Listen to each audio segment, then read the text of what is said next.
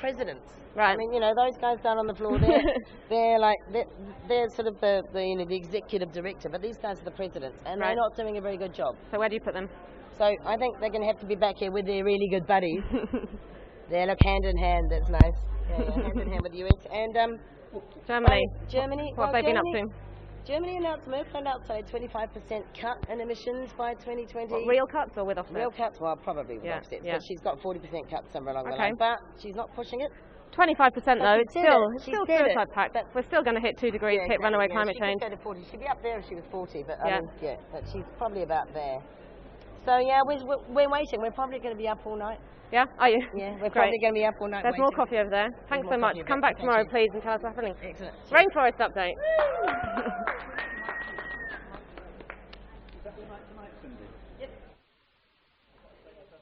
Danilo, how's it going? Give us the update with what's happening with rainforests.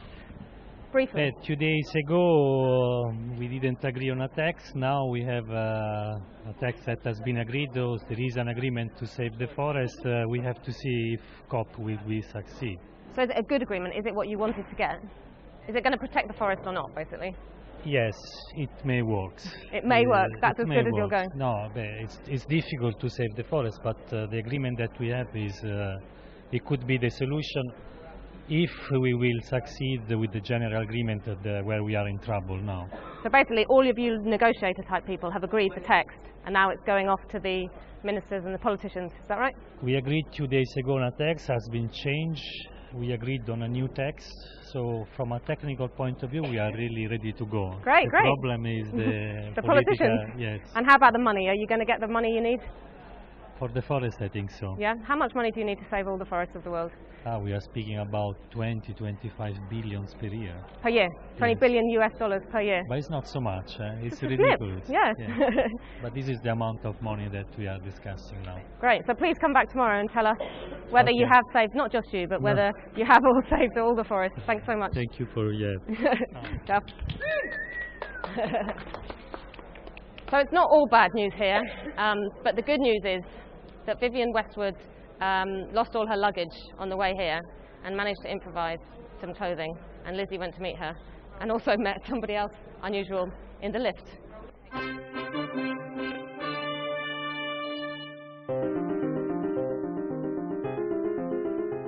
We're here to interview Vivienne Westwood, who's come to Copenhagen to try and help get the right deal as well, surprisingly.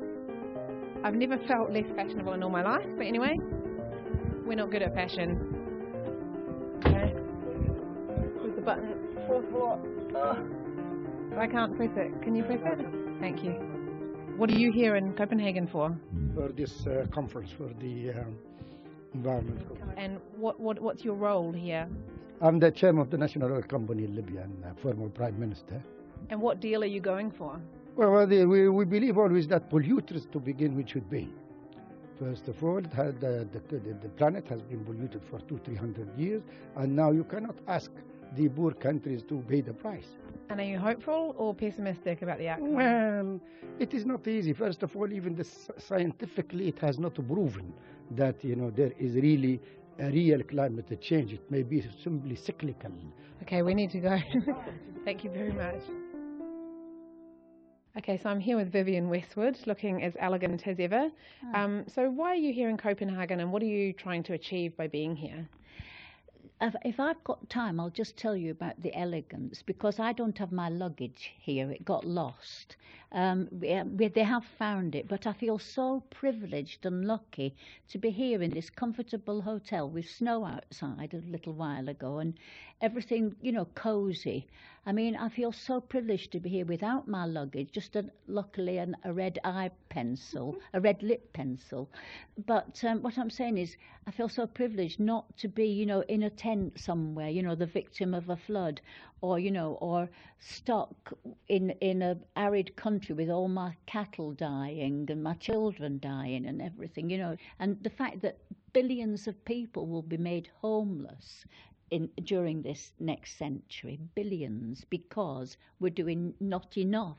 We're doing almost nothing about something we could do something about, which is to stop climate change. It's not a question of tinkering with things, a little bit of that and a little bit of that. No, because once it gets to a certain level, it'll go and you will not be able to stop it. Everything kicks in and it's unstoppable.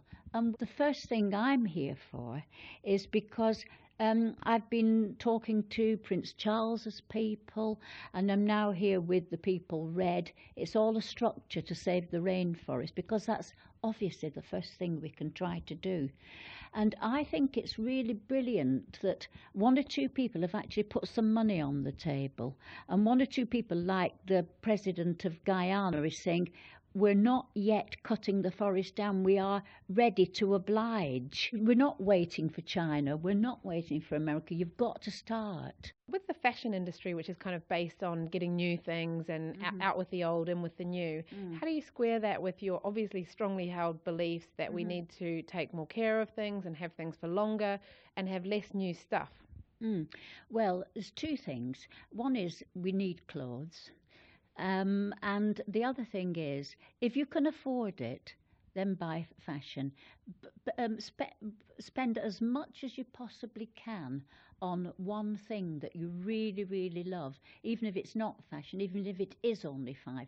Make sure you like it, that you want to wear it, and that it's not just something disposable, that you just think, well, it only cost me £5, so I'll have that, and I might as well get another in another colour while I'm at it, and I might as well buy this stupid spider T-shirt or whatever it is. There's all this crap around. And you don't have to buy it. And then my other thing is, it's a sort of joke, but I actually really believe it. It's really, really good, is do it yourself. Now then, the last time I went to a nightclub, I was staying in a hotel. I don't go to nightclubs unless I have to. Somebody's party that I had to go to. And I just borrowed the towel from the hotel because it was really chic. And I liked that. And it's really good. And somebody spilled some wine on me, so that didn't matter. It's really chic to wear your husband's shirt back to front and just get a bit of sellotape and stick a nice picture out of the newspaper on it for a day, and you can do your own graphics. You just take a plastic sheet out of a filing book and it's got little holes in it. You put the safety pins in there and just insert in it something. You can do it yourself on the computer instead of buying a T-shirt. Do it yourself. It looks more chic. Everything looks chic that you do yourself. And don't buy clothes. If do me a favour, don't buy anything for at least 6 months. And then when you do, you can buy something from me if you like.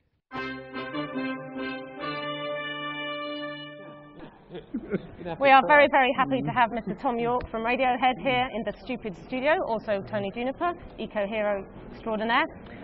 Tom, what are you doing here? I don't know. What am I doing here? I've come for a glimmer of hope. I was reading lots of blogs about it. And I just thought there's got to be something going on. There's, I knew that Tony was coming, and he could blag me in. Couldn't you, Tony? Thanks. I think you've got a press pass. Yeah. Professional journalist, are you? Yeah. Actually, it was a bit tricky at the door. Anyway. Have you found any glimmers of hope? Maybe. Would you like to share? Yeah, I think the difference maybe now. I mean, I wasn't at Rio, obviously, but I think maybe now the political pressure is different. I mean, well, judging by we sat in on a briefing that Ed Miliband was doing, and he's definitely feeling the heat. Yeah. And he's not the only one. Even the Americans are feeling the heat, even though they're not bringing much to the table. That's the difference, and whether that actually means that we get exactly what we need right now, okay, maybe not. I mean, this is all sort of, it sounds all horribly familiar. It sounds like a G8 summit. Everybody leaves waving a piece of paper, going, yeah, it's pretty much there. Yep, and then it unravels completely. Hopefully, that's not going to be the situation here. I kind of think. I guess logistically it's probably a massive nightmare, but the basic principles are there, and it seems that at least, of course, they've knocked all the NGOs out now, but that level of pressure they've never had before. I don't think that politically anywhere. Like, it's not just in the West either. So, like with China's a really interesting thing. I mean, they're really